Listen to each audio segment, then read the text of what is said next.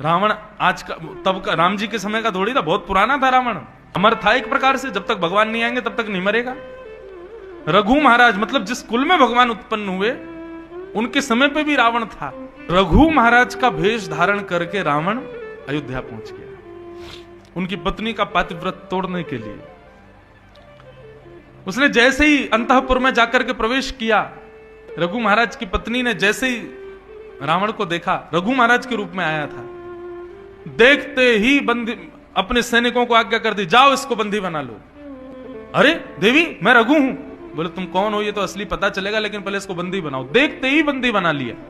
इतने में रघु महाराज आए। रघु महाराज से कहा देखो आपका रूप धारण करके कोई बहलूपी आया है। रघु महाराज ने कहा अपने रूप में आओ, नहीं तो मैं तुम्हारे प्राण हरण कर लूंगा। तब वो रावण बना। रघु महाराज ने कहा कपटी छल करता अपने गुरु के साथ। बाण निकाल करके धनुष पर संधान करके जैसे ही रावण को मारने लगे, ब्रह्मा जी प्रकट हो गए। बोले भगवान अनर्थ मत करो। क्यों? भगवान का पार्षद है ये जय विजय रावण और कुंभकर्ण, और इनकी मृत्यु कर देने के लिए भगवान ही पधारेंगे। रघु महाराज बोले अब ये बाण मेरे प्रत्यंचा से निकलेगा ही, ये अब शांत नहीं रह सकता। भगवान से कह दो अपना नियम बदल दें, कह देना एक को मैंने मार दिया।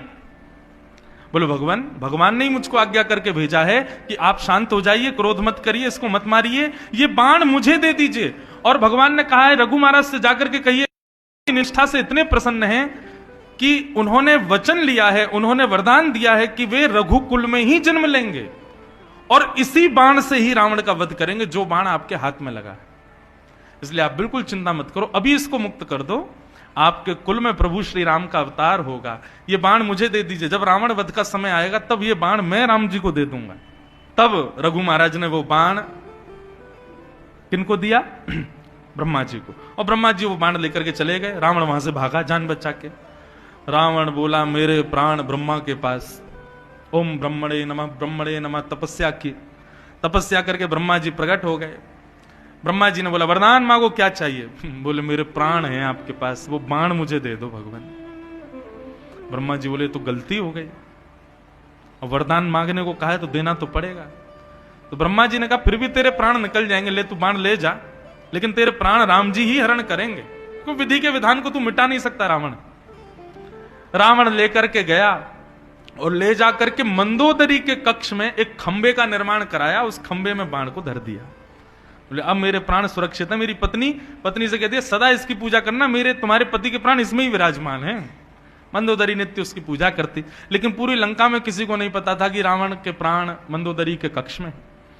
जब प्रभु श्री राम का अवतरण हुआ, युद्ध हुआ, राम रावण खूब बाण मारे, राम जी ने नहीं मरा रावण। तब विभीषण जी ने बताया बोले भगवान नहीं मरेगा।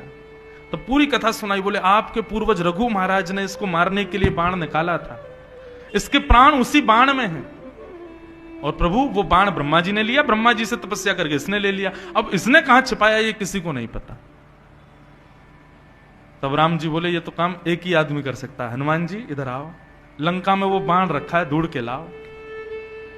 हनुमान जी महाराज सोई एक विप्र ब्राह्मण का रूप, बौने ब्राह्मण बने, छोटे ब्राह्मण, और छोटे ब्राह्मण का रूप धारण करके खूब सारी पोथी ऐसे पकड़ के लंबी चोटी त्रिपुंड लगाए पहुंच गए महाराज पूरी लंका में घूमते घूमते। हनुमान जी ने अपनी बुद्धि चलाई। बोले पति अपनी सबसे कीमती वस्तु अपनी सीधी सादी पत्नी को ही देता है। बोले जब तक मैं आज्ञा नहीं करूंगा ये देगी नहीं। बोले चलो सीधे मंदोदरी के पास। मंदोदरी के पास गए और मंदोदरी के पास जाकर के कहा, मंदोदरी रो रही थी। हनुमान जी बुद्धिमान तो बहुत हैं। हनुमान जी पहुंच के जाके बोले अरे तुम रो क्यों रही हो? बोले देखो ना मेरे पति को राम जी मार रहे हैं, मैं रोऊं नहीं तो क्या करूं? अरे तो तुमको रोने की क्या आवश्यकता? तुम नहीं जानती क्या रावण के प्राण तो एक बाण में बसे हैं, और वो बाण तो उसने लंका में कहीं छुपा रखा है। जब तक वो बाण राम जी को नहीं मिलेगा तो रावण मर ही नहीं सकता। देवी तुम चिंता क्यों कर रही हो? जैसे ही मंदोदरी को याद आया कि अरे प्राण तो बाण में बसे हैं, मंदोदरी गई जाके सीधे खंबे से लिपट के खुश हो गई। बोले हाँ मेरे पति के प्राण तो बाण में बसे हैं, उनको तो राम जी के पास वो बाण ही नहीं, वो तो मेरे पास है। जैसे ही जाकर के उसने खंबे से लिपटन की, हनुमान जी बोले इसी में ही है बाण। प्रचंड रूप धारण करके एक मुष्टिक प्रहार किया, खंभ का भेदन हुआ, बाण निकाल करके हनुमान जी पहुंच गए सीधे राम जी के पास, जाकर के दे दिया, लीजिए भगवान मार दो इसको। और तब राम जी ने उसी बाण से रावण का वध किया। ये कथा अन्य रामायण में आती है।